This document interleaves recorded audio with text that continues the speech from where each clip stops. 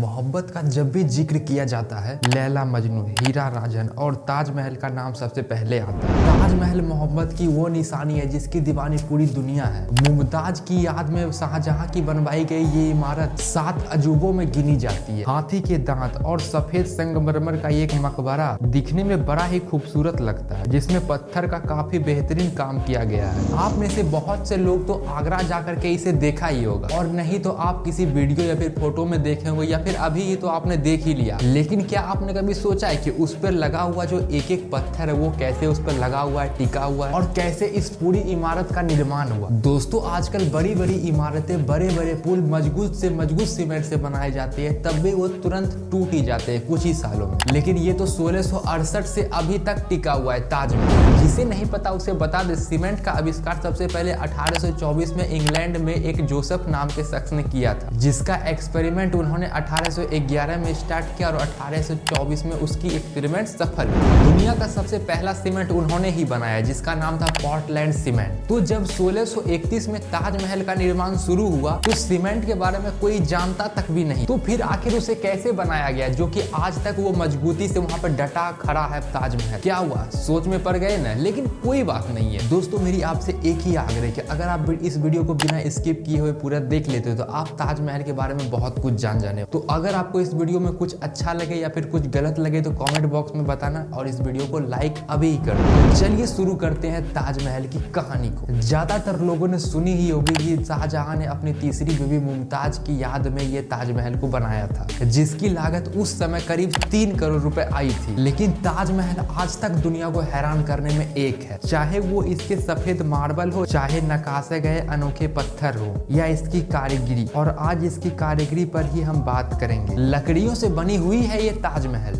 लकड़ियों से बनी है ताजमहल की नींव। भले ये बात आपको सोचने में अजीब लग रहा होगा, लेकिन आप भी बोलोगे कि अरे पागल तू क्या बोल रहा है कि ताजमहल की नींव लकड़ियों से बनी है। दोस्तों, यही तो सच्चाई है, चलिए समझते हैं। इस लकड़ी की नींव में सबसे बड़ा रोल यमुना नदी का। जिस तरह से शाहजहां मुमताज के बिना अधूरे हैं, वैसे ही यमुना के बिना ताजमहल भी बेकार है। इसलिए नहीं कि यमुना नदी जो है वो खूबसूरत व्यू देती है, बल्कि इसलिए कि बिना यमुना का ताजमहल का कोई वजूद ही नहीं होता और वो आसानी से गिर जाता। दोस्तों, असल में ये सारा खेल इस लकड़ी का ही है। दरअसल ये लकड़ियां आबनूस के पेड़ की लकड़ियां हैं। आबनूस की जो लकड़ियां होती है वो एक तरह से पत्थर की ही होती है, जो कि आम लकड़ियों की तरह पानी पे तैरती नहीं है बल्कि डूब जाती है। और खास बात, इस लकड़ी में दीमक भी कभी नहीं लगता। और सबसे जरूरी बात, अगर आबनूस की लकड़ियों में 30% से ज्यादा नमी हो तो वो कभी खराब नहीं।